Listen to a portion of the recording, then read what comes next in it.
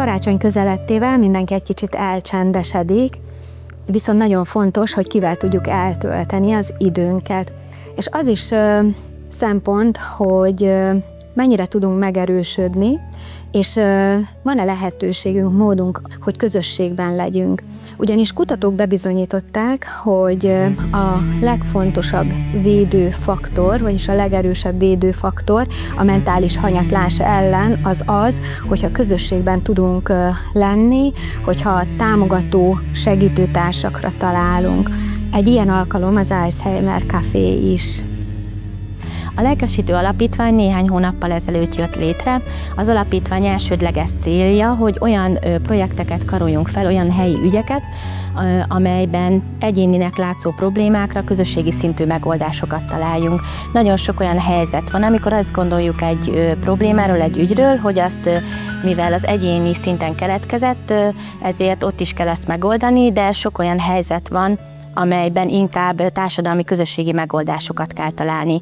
Ilyen ügy volt a demencia problémája is. Egyre több demenciával élő személy van, amely komoly társadalmi kihívásokat fog rövid időn belül jelenteni, és úgy gondoltuk, hogy az alapítványnak ez egy jó ügy lehet, amit felkarolhat, és ezen keresztül be tudjuk azt gyakorolni, hogy kell ezt az egyéni problémát közösségi összefogással megoldani. Ennek érdekében az alapítványnál létrejött egy demencia munkacsoport, és ez a munkacsoport menedzseli ezt a projektet. Ennek részeként Alzheimer kafékat szervezünk, amely havi rendszerességgel valósul meg az országos protokollnak megfelelően. Ezeken a rendezvényeken általában egy előadás hangzik el, majd lehetőség van eszmecserére arra, hogy mindenki elmondja a véleményét, kérdéseket tegyen föl az üggyel kapcsolatban, és a rendezvény zárásaként a Senior Örömtánc csoport szokott egy nagyon vidám kis műsort adni. Az első előadásunk szeptemberben volt, az dr. Ipos István tartotta, a második alkalommal memóriatréningekről beszélgettünk, a harmadik alkalommal pedig azt vettük végig, hogy milyen lehetőségei vannak a családnak abban az esetben, hogyha a tüneteket érzékel, és házi orvoshoz kellene fordulnia. A mai alkalom lesz a negyedik, így decemberben, amelynél az előadás megtartására Gali Mónikát kértük föl, aki tréner és coach egyben, és nagyon nagy izgalommal várjuk már ezt a mai alkalmat és ezt az előadást is. Nagyon örülök, hogy meghívást kaphattam az Alzheimer Café mai alkalmára, ugyanis az én fő célom, vagy hogy nem azt mondhatom, hogy az életcélom az, hogy az embereket a tudatosság felé irányítsam, hogy megismertethessem velük azt, hogy tehetnek azért, hogy jól létben élhessenek.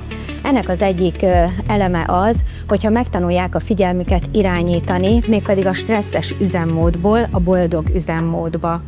És az is nagyon fontos, hogy tisztában legyünk azzal, hogy az örömöt tudatosan megteremthetjük az életünkbe. Vannak olyan örömhormonjaink, amelyeket különböző tevékenységek, mozdulatok, mozgássorok által termeltethetünk a szervezetünkben, tehát növelhetjük az örömhormonjaink szintjét. Ezzel sokat tehetünk azért, hogy sokkal jobban érezhessük magunkat a mindennapjainkban.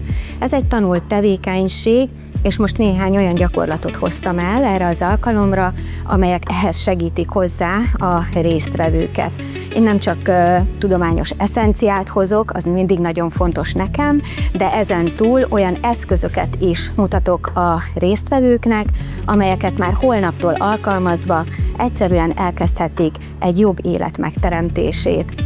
És ami még nagyon fontos, sokan azt gondolják, hogy ha demenciában szenvednek, akkor az agyuk teljesen leépül, és nincsenek azzal tisztában, hogy igenis tehetünk azért, hogy az agyunk működése minél tovább friss maradhasson. Olyan az agyunk, mint az izmunk, mint az izmaink, hogyha foglalkoztatjuk, dolgoztatjuk, akkor erősödik, és visszafrissülhet a gondolkodásunk, a memóriánk, és a mindennapjainkban egy sokkal-sokkal jobb közérzetet érhetünk el. Úgyhogy ez is rajtunk múlik, jöjjenek majd, nézzék meg, hogy milyenek is ezek a gyakorlatok, és alkalmazzák ezeket a mindennapjaikban. Szervezetfejlesztőként viszont még azt is ki szeretném emelni, hogy nagyon fontos, hogy mit tudunk tenni azért, hogy a munkahelyen is jól érezzék magukat a dolgozók, a munkavállalók, ugyanis az a dolgozó, aki tudja a stresszt kezelni, tehát jobban tud alkalmazkodni a stressz helyzetekhez, az sokkal nagyobb teljesítményre képes, sokkal kevesebb konfliktus helyzetet generál, vagy hogyha éppen egy félreértés adódik, akkor annak a megoldására is tud eszközöket alkalmazni. Ezek a gyakorlatok, illetve az, amit én csinálok, a mentális egészségfejlesztés, stresszcsökkentés, kommunikációs tréning, mindezek tökéletesen alkalmas, és a munkavállalók jól létét tudja fejleszteni. Úgyhogy nagyon fontos, hogy a vezetők számára is fókuszban legyen az, hogy ezeket a képességeket önmagában, de a kollégáiban is fejlesztetni tudja.